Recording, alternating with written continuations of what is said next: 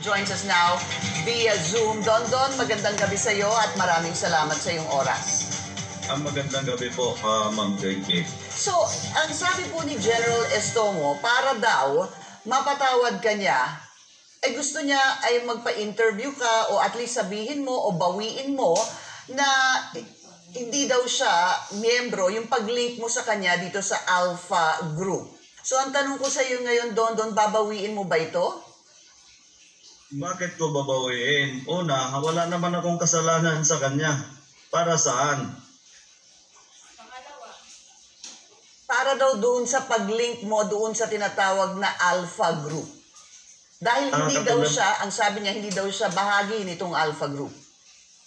Katulad ng sinabi ko, yung isang seat ng Alpha, tatlo yan sila, naghati-hati dyan. Si Lito Gira at saka si Bernie Tacoy. Kaso lang, ito si General Estomo, lubog to. Ang ibig sabihin ng lubog, wala siyang pangalan. Alam niya yan, term ng pulis yan na lubog. So, ikaw, you're stressing and you're still confirming na ito pong si General Estomo ay parte ng Alpha. Yes. Kasama siya sa Alpha talaga. Dahil katulad ng sinabi niya na hindi daw kami magkakilala. Noong panahon ng Colonel pa siya noon, si Lito Gira, ang ano niya, yung tao niya. Gawa ng, noong sa panahon ng Meridian, yung waiting kung tawagin ni Mr. Atumang, kilala ko na siya dyan. Okay. At paano kayo nagkakilala noon? Nung colonel pa lamang siya? Dahil yan, isa yan sila sa tinatawagan ni na Mr. Atumang, pag halimbawa may mga pinapahuli, ang inuutusan, itong si Lito Gira. Kaya doon pa lang, naririnig ko na yung pangalan niya. So, para malinaw, Don, ano yung connection again ni Lito Gira at nitong si General Estomo na colonel noon nung sinasabi mo na nakilala mo siya? Dahil si Lito Gira, yan talaga ang parang bagman ng lahat noon. Dahil yan si Lito Gira, siya ang inuutosan ni Mr. Atungang pag halimbawa may pinapahuli na illegal, na bukes. Yan, doon ko nakilala yan, si Lito Gira sa Pangasinan at nababanggit na yung pangalan niya. Sa Meridian pa lang, alam niya yan. Ang sabi ni General Estomo, dahil nagpa-interview na nga siya kahapon, wala daw siyang kinalaman dito sa mga missing sabungeros. Sabi pa nga niya, nung nangyari daw ito, RD, Regional Director daw siya ng Bicol, at yung mga nako-connect dito sa missing sabungeros ay apparently mga police ng taga Calabarzon. Kaya't napaka-imposible daw na parang yung iyong paratang laban sa kanya. Katulad ng sinabi ko, wala talaga siyang alam sa missing sabungero. Pero membro siya ng Alpha. Sa isang team, tatlo sila yan. Lubog lang siya. Gawa ng active siya na pulis eh. Alam niya yan ni Bernie Tacoy. Alam niya ni Kuya Gira. Kuya Nito. Alam yan. Opo. Alam niya yan. So, ngayon, sa sinabi niyang hindi niya alam yung sa totoo lang, noong January 28, 2023, nagpa-derby yan sa loob mismo sa farm ni Lito Gira. May entry ako dyan, sinalihan ko pa siya. Paano niya sabihin? Dahil wala siyang alam sa sabog. So, Una, bakit mayroon siyang betting station? Inamin niya rin, sa bibig niya rin yan nanggaling na mayroon siyang betting station. Pangalawa, sinabi niya na hindi sila magkakilala ni Mr. Atungang. Kung hindi ka kilala, bakit ka bigyan ng betting station? Yun lang ang unang tanong ko sa kanya. Saan yung betting station niya, Don, na sinasabi mo?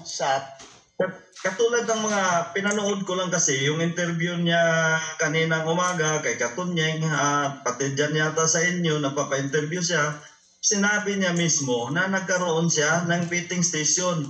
Kaya naman kaya naman na sinagot ko lang ito dahil nakikita ko parang defense counsel na siya ni Mr. Atungang. Subukan nyo panoorin yung mga interview niya. Ngayon, sinabi niya na hindi niya kilala si Mr. Atungang. Ngayon, bakit bakit mo nasabi na hindi mo kilala si Mr. Atong Ang? Bakit mo sinasabi na si Mr. Atong Ang mabait, walang ginawang kalokohan? Saan kayo maniniwala?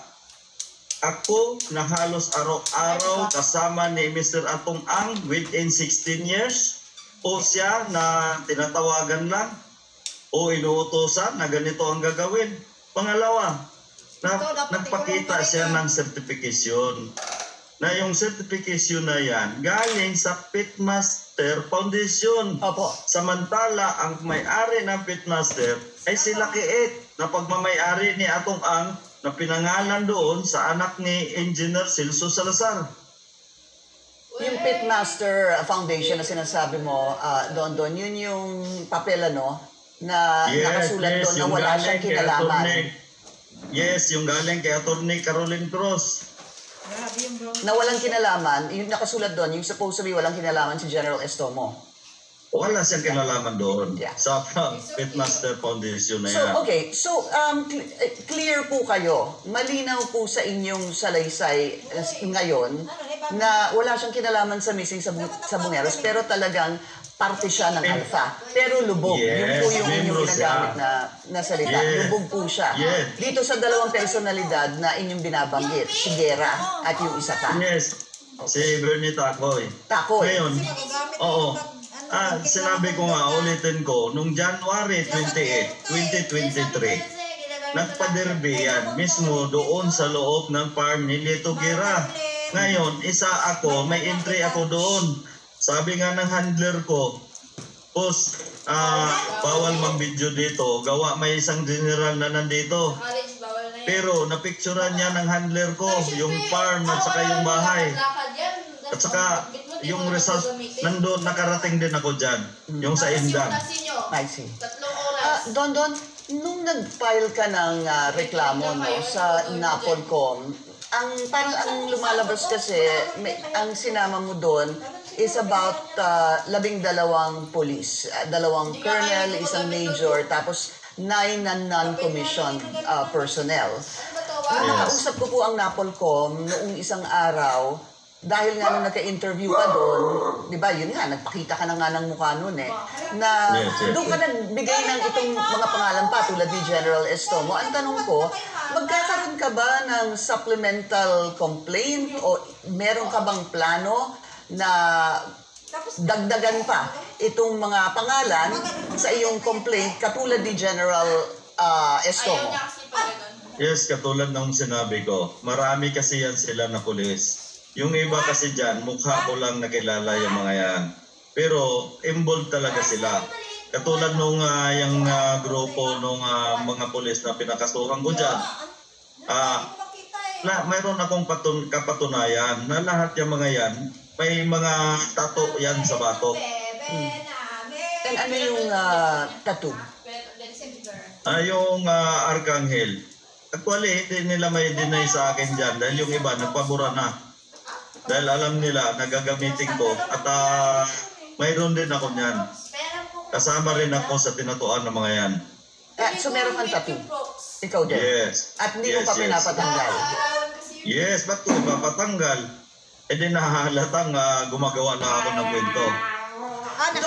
So, may plano kang mag-file ng supplemental complaint dito sa Napolcom? Yes, naghahanda lang yung abogado ko. At dito sa supplemental complaint, anong masasabi mo sa amin hinggil sa anong ilalaman o sino pang isasama dito sa complaint na ito? Sa ngayon, Pinke, pasensya na, medyo confidential muna to at ayaw ko na muna dagdagan yung mga magagalit sa akin. Opo. Pero alam naman ng taong bayan yan. Meron ho ba kayong hope o umaasa ka ba na meron pong magko-corroborate pa sa inyong mga sinasabi, sa mga statements na inyong inilabas, sa mga akusasyon? Yes, Pinky. Una pa lang, sinabi niya na sa akin na kwentong barbero raw ako. Ito lang kasimple. Nung sinabi ko yung taalik na doon pinagtapunan, kung kwentong barbero ako, generalisto mo, may matagpuan kayang mga buto dyan? Sige nga, Ngayon, pangalawa, kaya kong patunayan na kasali ka talaga sa Alpha. Kaso lang, sa isang tatlo kayo, naghati-hati dyan.